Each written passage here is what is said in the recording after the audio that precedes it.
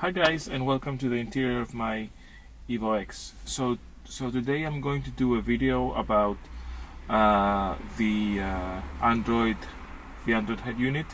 It's actually very easy to install. There are many videos online that you can see how to install the unit. I'm going to start from showing you the actual unit itself. I also have Bluetooth Obd dongle that I'm going to show you how to use. So I'm going to start by powering on the unit, so you can see.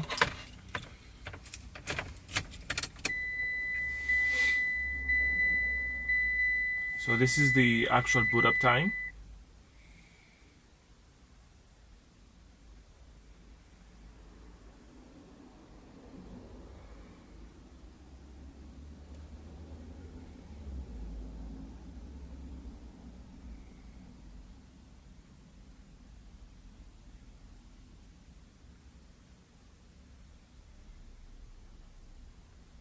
So it's a bit slow. I know there are some units that are faster maybe, so now the unit is coming up.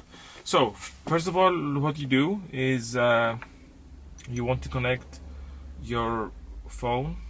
I have set my phone as a hotspot, so now I have switched on hotspot on my phone, and now it will come up. Then the next thing you want to do is you want to connect your OBD. So this is the OBD dongle, okay, and you connect it on the OBD port on the bottom. So it's connected now. So now it should find it as a Bluetooth device. So I'm going to do a refresh here.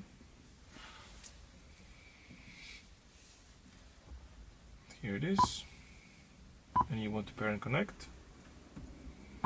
And then you go again to Bluetooth, you see it here, and you connect. So now the OBD is connected on the unit itself.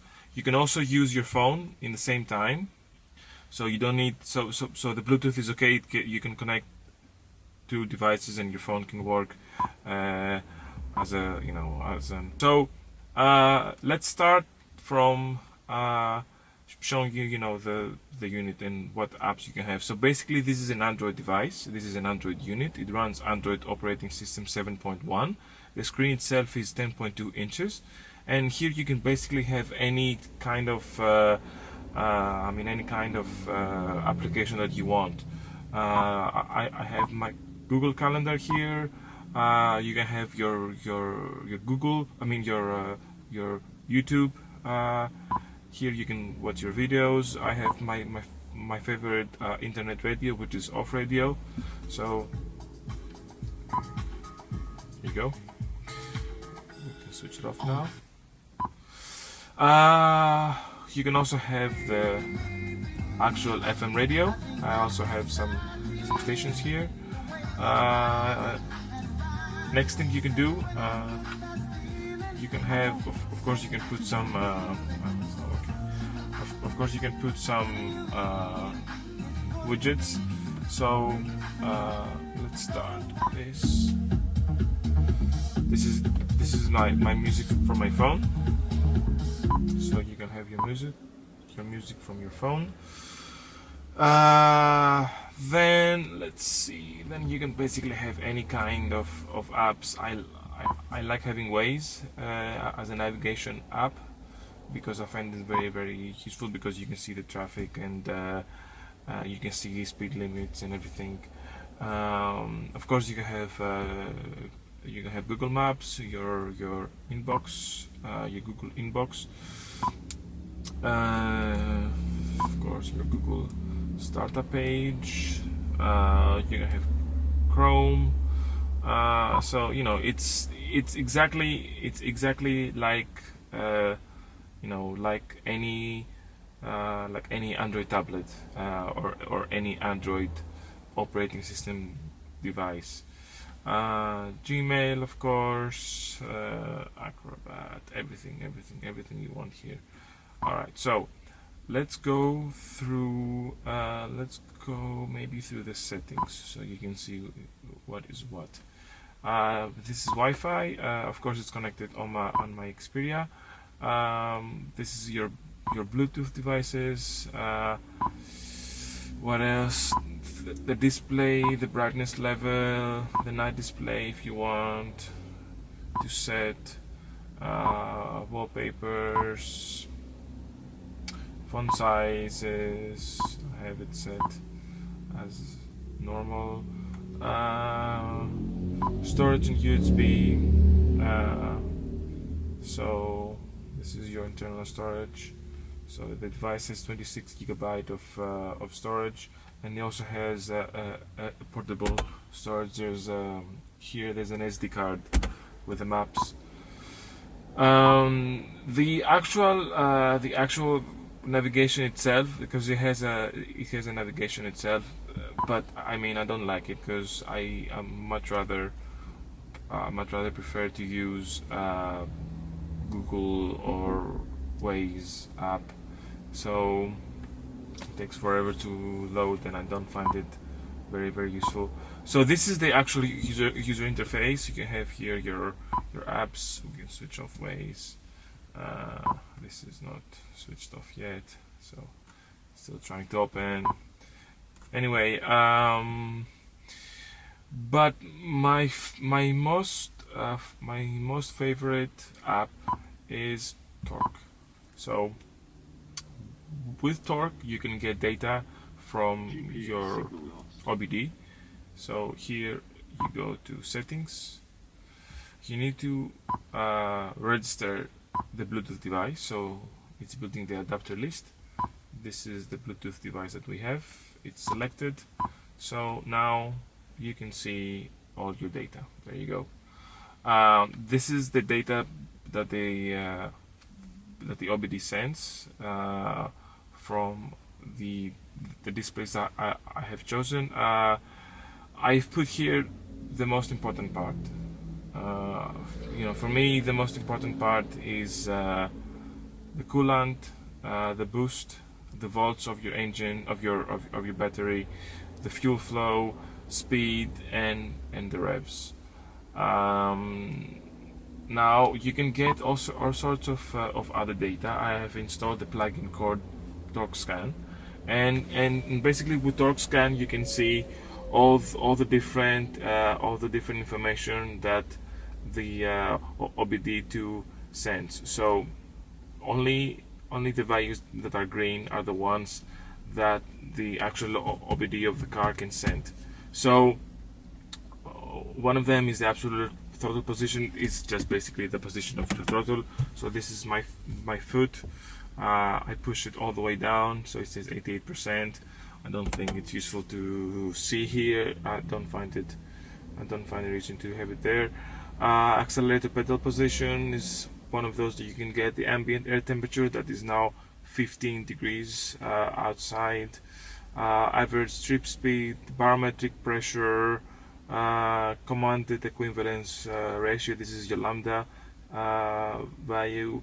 The distance traveled since codes cleared, distance traveled with MIL, CEL. I have no idea what this is. The engine coolant, as we said, engine load, engine RPM.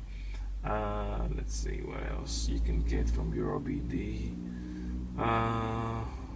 Fuel status, fuel trim bank, fuel levels, GPS accuracy, altitude. We are now 229 almost meters above sea level. GPS bearing, GPS latitude, longitude, satellites, intake air temperature, intake manifold pressure, kilometers per liter,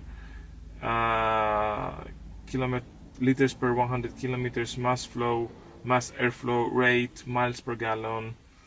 Let's see what else we can get.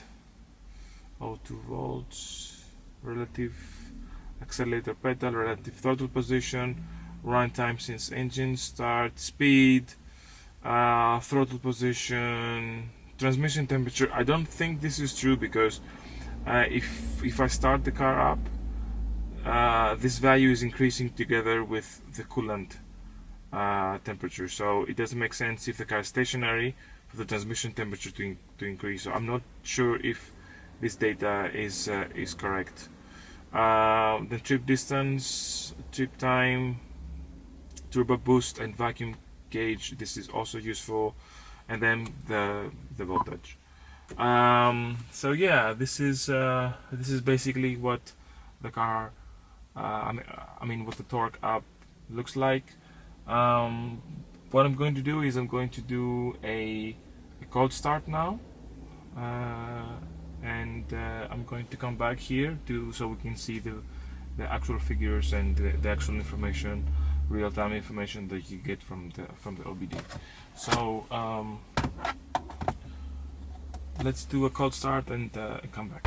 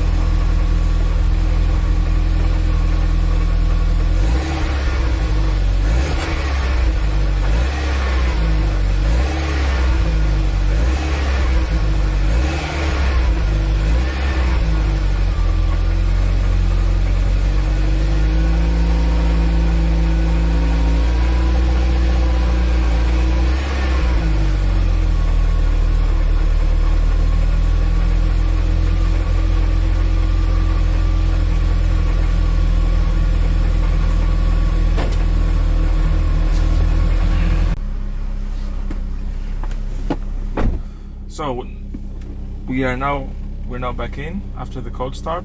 So you can see now the actual information coming from the OBD. You have the revs, speed, of course we are stationary, so it's 0. Coolant, volts have increased, fuel flow is 2.1, the vacuum at the moment, because there's no turbo boost. So I mean there is a slight delay. So look, this is the revs, and I'm going to push the throttle pedal, and you can see there's a slight delay. So look.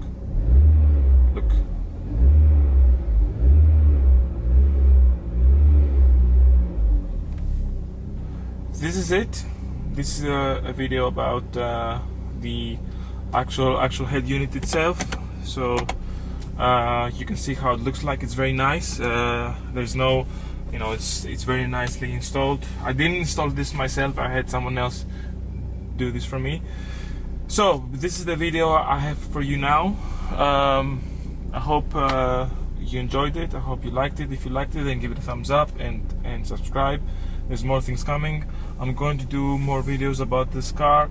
Soon I'm going to do a video about the interior and about the transmission and the different modes of the differential. So thank you. Thank you for watching.